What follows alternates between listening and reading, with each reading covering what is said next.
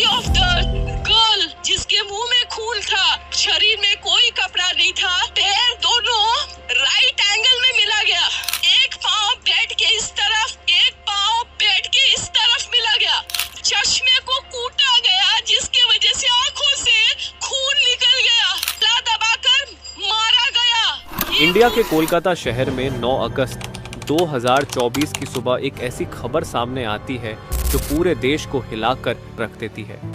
ये खबर थी एक 31 साल की महिला डॉक्टर की जो कोलकाता के आरजिकर मेडिकल कॉलेज एंड हॉस्पिटल में अपनी ट्रेनिंग कर रही थी। हॉस्पिटल जैसे सुरक्षित माने जाने वाले जगह पर इस महिला डॉक्टर का मर्डर एंड रेप होना काफी चौंकाने वाला था। इस घटना का खुलासा तब हुआ जब डॉक्टर के डेथ बॉडी का पोस्टमार्टम किया गया। इस रिपोर्ट ने लोगों की रूह तक को हिला दिया, क्योंकि यह मामला सिर्फ एक मर्डर का नहीं था, बल्कि इससे कहीं ज्यादा खौफनाक केस था। पोस्टमार्टम रिपोर्ट में खुलासा हुआ कि उस डॉक्टर की हत्या गला घोंटकर की गई थी, इतनी ताकत से कि उनका थायराइड कार्टिलेज तक टूट गया था। इस हत्या के पहले डॉक्टर ने अपनी जान बचाने के लिए कोशिश किया था।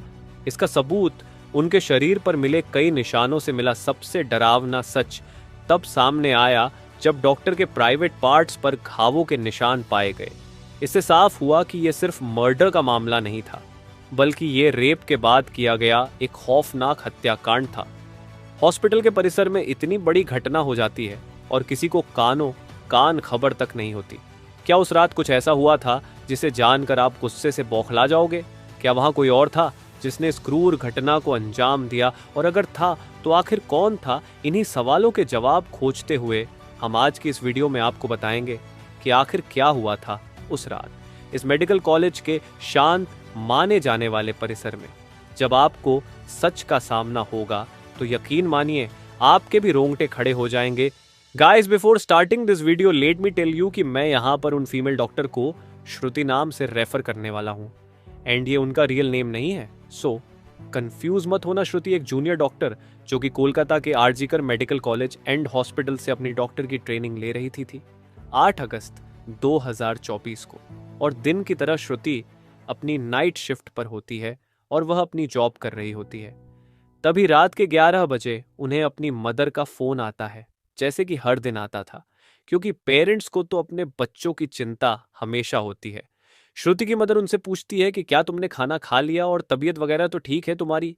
जिसके रिप्लाई में श्रुति बोलती है कि उनकी तबीयत एकदम ठीक है और वो बस अभी कुछ पेशेंट्स को देखने जा रही है, जिसके बाद वो अपने कलीग्स के साथ बैठकर खाना खाएंगे। अपनी मदर से बात करने के बाद श्रुति पेशेंट्स को देखने राउंड पर निकल जाती है। सारे पेशेंट्स को देखने में और अपना काम खत्म करने में श्रुति को रात के 2 बज जाते हैं, जिसके बाद वो अपने कलीग्स के साथ जाकर हॉस्पिटल कैंटीन में ही बैठ जाती है, जहां मिलकर ये लोग अपना खाना भी खाते हैं और साथ साथ थोड़ी बातें भी करते हैं।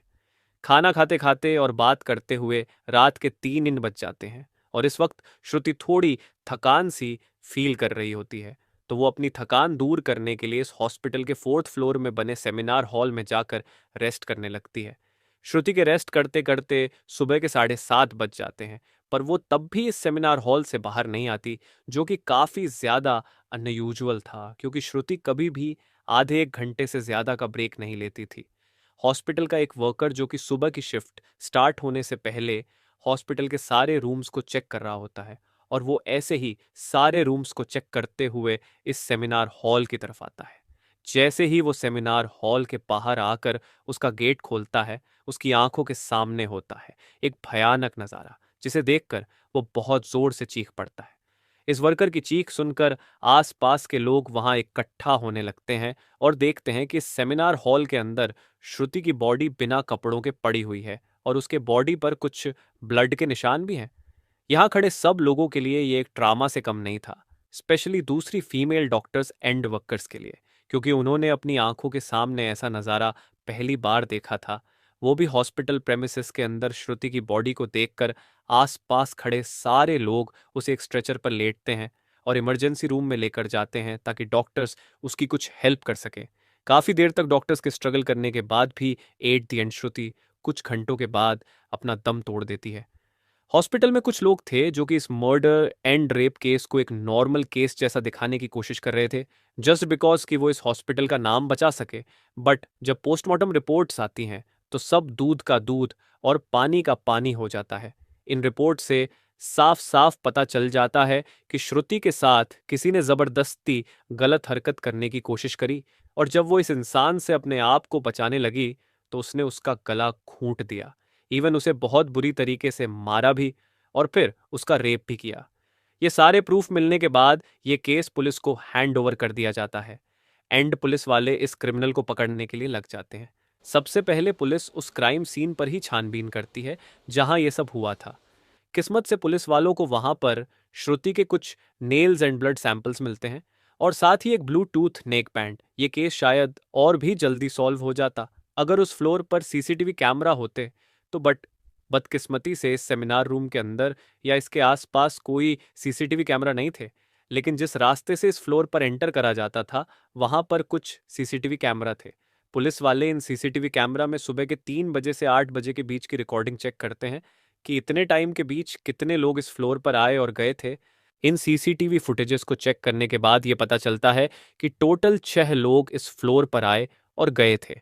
ये पता लगने के बाद पुलिस वाले एक एक करके इन 6 लोगों को पूछताछ के लिए बुलाते हैं कि वो लोग वहां पर उस टाइम क्या कर रहे थे। और इन लोगों को इस बीच यहाँ कुछ भी अजीब दिखा कि नहीं, इन लोगों से पूछताछ के दौरान पुलिस वाले उनके फ़ोन का ब्लूटूथ भी ऑन करके चेक करते हैं कि जो ब्लूटूथ हेडसेट उन्हें मिला था वो इनमें से किसका था। क्योंकि आपको पता होगा ही कि एक बार अगर आप किसी ब्लूटूथ डिवाइस से अपना फ़ोन पेयर करते हो तो अगली बार वो उससे ईजिली कनेक्ट हो जाता है। और फाइनली पुलिस वालों की ये ट्रिक काम भी आती है, क्योंकि ये ब्लूटूथ नेकबैंड इन 6 लोगों में से एक आदमी के फ़ोन से कनेक्ट हो जाता है, जिसका नाम था संजय रॉय, जो कि एक सिविल वॉलंटियर था। सिविल वॉलंटियर वो लोग होते हैं जो कि पुलिस के अंडर काम करते हैं और उनकी हेल्प करते हैं छोटे मोटे कामों को मैनेज करने में। लाइक आपने बहुत सारे फेस्टिवल्स अनऑथराइज्ड पार्किंग या भीड़ भाड़ वाले एरिया में देखा होगा कि कुछ ब्लू कलर की यूनिफॉर्म्स पहनकर ऑफिसर्स खड़े रहते हैं, जिनका काम होता है कि विदाउट एनी रीज़न कहीं पर भी ज़्यादा क्राउड इकट्ठा ना हो। तो अब पुलिस वालों को अपना पहला कातिल मिल चुका था, जिसके बाद वो संजय रॉय से और गुस्से से पेश आने लगते हैं। बट संजय पुलिस वालों की किसी बात का भी जवाब नहीं दे रहा होता, क्योंकि वो काफी ज्यादा नशे की हालत में था। इस बीच पुलिस वाले संजय का फोन भी चेक करते हैं, जिसमें उन्हें भर भर के पोर्नोग्राफिक कंटेंट मिलता है, जिससे उनका शक यकीन में बदल चुका था कि संजय ही श्रुति के मर्डर का मेन कल्प्रीट है। इसके बाद पुलिस वाले संजय रॉय को और ज्यादा डराने लगते हैं। एंड फाइनली वो डर कर अपना गुनाह कबूल भी कर लेता है कि उसने ही श्रुति को मारा है और उसका रेप किया है। यह पता लगते ही कुछ पुलिस वाले और प्रूफ्स कलेक्ट करने संजय रॉय के घर जाते हैं, जहां पर उन्हें एक शू मिलता है जिसके ऊपर कुछ खून जैसे ही धब्बे थे। तो पुलिस वाले उसका सैंपल कलेक्ट कर लेते हैं। थोड़ी और तलाशी लेने पर पुलिस वालों को संजय के घर के बाहर कुछ कपड़े सूखते हुए दिखते हैं, और ये वही कपड़े थे जो कि उस दिन संजय ने पहने थे, क्योंकि ये सब सीसीटीवी कैमरा में कैप्चर हो गया था, जिससे जाहिर था कि संजय ये प्रूफ मिटाने की भी कोशिश कर रहा था। बट जब संजय को पूछताछ के लिए पुलिस स्टेशन में लाया गया था, उस वक्त वो काफी ज्यादा नशे की हालत में था। तो क्या वो ये सब बस इसलिए कर रहा था ताकि उसे कम सजा मिले, जस्ट बिकॉज वो उस वक्त नशे में था? बाद में जब पुलिस वाले उस शू पर लगे ब्लड सैंपल्स को चेक करवाते हैं तो वो भी श्रुति के ब्लड से मैच हो जाता है, which was a solid proof against him. इन सारी रिपोर्ट्स एंड डिटेल्स को एक साथ कंबाइन करके पुलिस वालों को पता चलता है कि उस रात संजय रॉय काफी ज्यादा नशे की हालत में था, और वो रात के 11 बजे हॉस्पिटल में एंटर करता है। संजय अक्सर उस हॉस्पिटल में नाइट शिफ्ट किया करता था, तो उसे यहाँ की काफी अच्छी नॉलेज भी थी कि कहाँ पर कैमरा है और कहाँ पर नहीं। तो वो आराम से इस हॉस्पिटल के 4th फ्लोर पर जाकर बैठ जाता है, क्योंकि वो नहीं चाहता था कि कोई उसे ज्यादा नशे की हालत में देखे, वरना वो अपनी जॉब से हाथ धो सकता था। 4th फ्लोर पर आते ही वो अपना आराम से सो जाता है। जब उसकी आंख खुलती है तब तक सुबह के 3 बज चुके थे। तभी संजय की नजर श्रुति पर पड़ती है, जो कि रेस्ट करने सेमिनार हॉल में जा रही थी। श्रुति को अकेला देखकर संजय के इरादे बिगड़ने लगते हैं। वो पहले काफी देर तक इस फ्लोर के चक्कर लगाने लगता है, ये कंफर्म करने के लिए कि कोई यहां पर ज्यादा आ तो नहीं रहा। जब उसे लगता है कि हाँ उसका रास्ता साफ है, तो तो वो 4 बजे सेमिनार हॉल के अंदर एंटर करता है और फिर वहां से 4:45 पर बाहर आता है। इन 45 मिनट्स तक श्रुति के साथ इस आदमी ने क्या क्या किया होगा और वो कितने पेन से गुजरी होगी, ये सोचकर ही किसी का भी दिल सहम जाएगा। स्पेशली श्रुति के पेरेंट्स, जिन्होंने इतनी उम्मीद से और सेक्रीफाइसेस करके अपनी बच्ची को डॉक्टर बनने भेजा था, एंड श्रुति अपने पेरेंट्स की अकेली बेटी थी, तो उनके लिए तो ये किसी सदमे से कम नहीं होगा। एंड गाइस, ये केस अभी भी क्लोज नहीं हुआ है और 23 अगस्त तक संजय राय को कस्टडी में रखा जाएगा। इस कातिल इंसान के साथ क्या होना चाहिए, आप कमेंट में ज़रूर बताना, और इस केस रिलेटेड जानकारी देखने के लिए चैनल सब्सक्राइब करें। Thank you.